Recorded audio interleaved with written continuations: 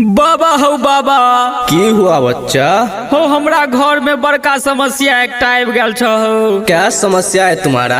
हो हमर मौगी के चाल चलन ठीक नहीं लागैया हो, पूरा गांव में नाक कटा देने है। कनी खोल के बताओ की हुआ तोरा साथ में। इले सुनो